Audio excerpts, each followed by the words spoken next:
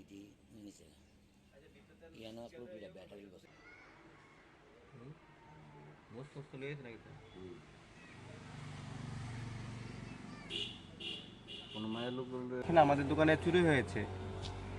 কি কি মাল চুরি হয়েছে? এই তো তামা, পিতল, ঢালাই, ব্যাটারি, এগুলো মানে বাছা বাছা যে মালগুলো ছিল, দামি মালগুলো, এগুলো নিয়ে গেছে। আর কিছু ক্যাশ টাকা নিয়ে গেছে দোকানে ক্যাশ বাক্স থেকে।